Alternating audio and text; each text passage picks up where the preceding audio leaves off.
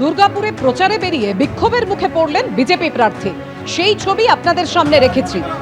বিক্ষোভের মুখে দুর্গাপুর পশ্চিমের বিজেপি প্রার্থী লক্ষণ ঘরুই। অন্নপূর্ণা ভান্ডারের ফর্ম বিলি ঘিরে উত্তেজনা তৈরি হয়।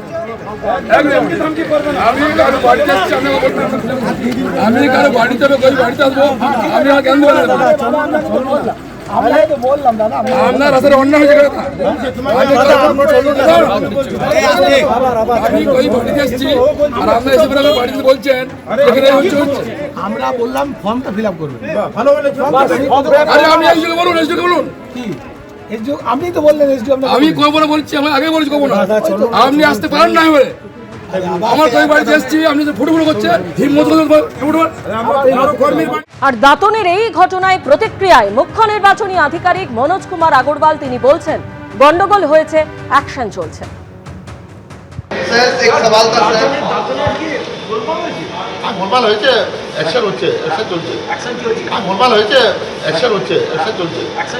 দুর্গাপুরে আপনারা দেখছেন বিজেপির মিছিলে হামলার অভিযোগ তৃণমূলের বিরুদ্ধে। মিছিল থেকে জয় বাংলা স্লোগান, পাল্টা জয় শ্রীরাম স্লোগানে উত্তেজনা, দুপক্ষের বচসা থেকে হাতাহাতি, ঘটনাস্থলে কেন্দ্রীয় বাহিনী। যে ছবি এই মুহূর্তে আপনাদের সামনে তুলে ধরছি, আপনারা দেখছেন দুর্গাপুরে সেই বিজেপির মিছিল ঘিরে ঠিক কিভাবে উত্তেজনা ছড়িয়েছে, যেখানে একদিকে বাইক ভাঙচুর করা হয়েছে এবং এই বিজেপির মিছিলে হামলার অভিযোগ উঠেছে তৃণমূলের বিরুদ্ধে। স্লোগান, পাল্টা স্লোগানে উত্তপ্ত হয়ে ওঠে পরিস্থিতি এবং পরিস্থিতি এমন জায়গায় পৌঁছে যায় যে দুপক্ষের বচসা থেকে হাতাহাতি হয়।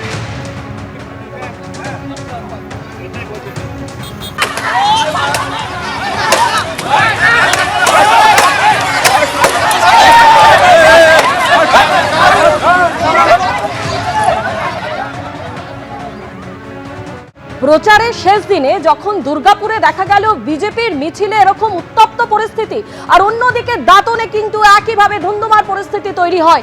আপনাদের সামনে দাতনের ছবি এই মুহূর্তে তুলে ধরছি, যেখানে বিজেপি প্রার্থী অসীম কুমার জানা যিনি প্রচারে গিয়েছিলেন, অসিত কুমার জানা যিনি প্রচারে গিয়েছিলেন, এবং সেই প্রার্থীর প্রচারের সময় ধুন্ধুমার পরিস্থিতি তৈরি হন।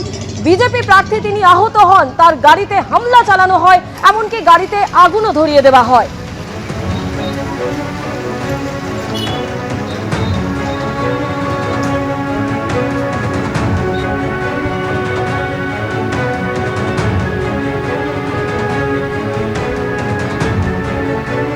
ভোটের একদিন আগেই আপনারা দেখতে পাচ্ছেন দিকে দিকে অশান্তির ছবি। দুর্গাপুরের পাশাপাশি দাঁতনের ছবিও আপনাদের সামনে তুলে ধরেছি। দাঁতনে বিজেপি প্রার্থীর প্রচারে হামলার ঘটনা ঘটল। আহত হয়েছেন বিজেপি প্রার্থী অজিত কুমার জানা। তৃণমূলের বিরুদ্ধে হামলা চালানোর অভিযোগ করেছেন বিজেপি প্রার্থী। বিজেপির বিরুদ্ধে পাল্টা হামলার অভিযোগ তৃণমূলের।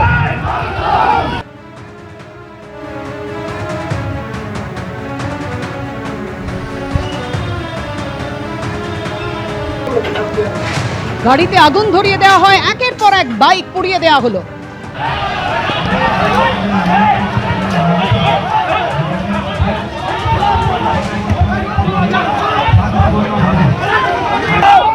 দাঁতনে বিজেপি প্রার্থী যখন প্রচার করছিলেন সেই সময় হামলার ঘটনা ঘটেছে বলে বিজেপি প্রার্থীর অভিযোগ। বিজেপির মিছিলে হামলা হয়, গাড়িতে হামলা হয়, গাড়ির কাচ ভাঙচুর করা হয়েছে। দেখতে পাচ্ছেন সেই মুহূর্তে ছবি রেখেছি আপনাদের সামনে। একের পর এক বাইক ভাঙচুর করা হয়, আগুন ধরিয়ে দেওয়া হয়। দুর্গাপুর থেকে দাঁতন, দিকে দিকে উত্তেজনার ছবি ভোটের একদিন আগে।